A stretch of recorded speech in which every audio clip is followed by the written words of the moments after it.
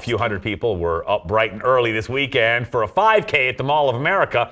Be Healthy, Minnesota with Dr. Oz. This is a skipping lap. Come on, let's go. Let's go skip. Very nice, very nice. Whew. Hold on, slow down. Okay, I'm done. This is fun. What we're going through right now is fun. Yes. But the fact that we have a cameraman that's walking backwards for the entire walk, that's awesome, right? Yes. Oh, look out. Oh, no. What happened? So I gave her chocolate for lunch. So. Sorry. Yeah, it's been a little hard thing. Don't worry about it. I'll eat enough for the both of us. Okay, thank you. All right.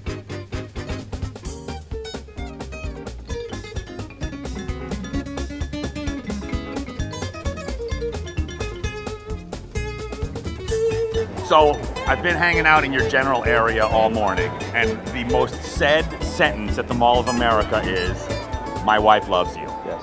There's a website that's called IHateDrOz.com. It's from all the men who've been heckled and nagged by their wives. Well, I realize that the way into a man's heart is through his woman. Yeah. We create programming that speaks to the woman. But here's the big deal. When a woman knows what needs to be done in the family, but they don't know how to say it, it's called nagging. Yeah. And so if you give them a little testosterone in the message, they just go at you, and they get the family to change, because they're the chief family officer. So what the heck? Torture the men.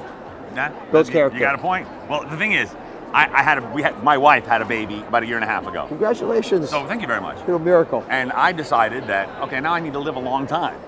So, got in the gym, quit smoking, starting to eat healthy, and just looking for every tip that I could possibly get. Yeah. So what, other than those three? Well, the most important thing actually for longevity is some physical activity, which is a problem when you have kids, we think, because we have to take care of the kids. Yeah. But the better thing we got to do, the smarter thing we have to do, is to be able to get people to incorporate activity with their kids. So go play with them. I know it sounds crazy and radical. Go play with the kids, whether they're toddlers like yours, or as they get older, play against them, and eventually they'll beat you, which is nice. But if we don't play with our kids, we don't connect with them emotionally, but we also don't get the physical activity we have. So following them around. That's the one. Number 2 is sleep. And that is the hardest challenge for young parents. But it is the biggest problem in America, actually, for all of us. We don't sleep right, we don't value it, we don't think it's important.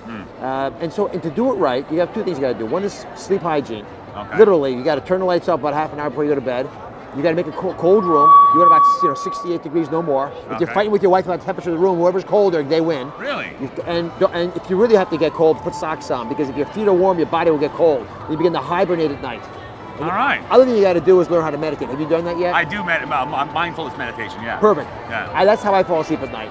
Okay. And if you haven't tried it, please just give it one shot, just one time. Meditation. There's so many videos on YouTube. There's so many things to guide you through it. It's free. There's no fees. It's simple to do, and you can do it on your own wherever you are. And the more important reality is the sleeping pills really don't work. They're a false promise. They work short term, but they're not designed for long-term use. Yeah, I used to take Ambien, and then I would wake up the next morning and realize that I ate a half a lasagna after cooking the lasagna and not remembering it.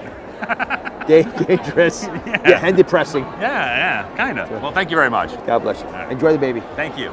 And the thing is, now you have to admit, Dr. Oz telling you that you're doing everything right. I mean, makes you feel so it good. does. I mean, I knew I was doing everything right, but the meditation and the eating. I like the lasagna story. That was that and like his bow tie in hand. That is a true story. When I had a hard time sleeping, I would take Ambien, and then I would watch entire movies and not remember them. I would get up and cook entire gourmet meals and eat half of them and not remember that. Except for I would wake up in the morning and I'd have like sauce in my beard. Yeah, it's cold sweat, sauce in the beard. I know what to do. Kind of feel validated. Thanks, Dr. Oz.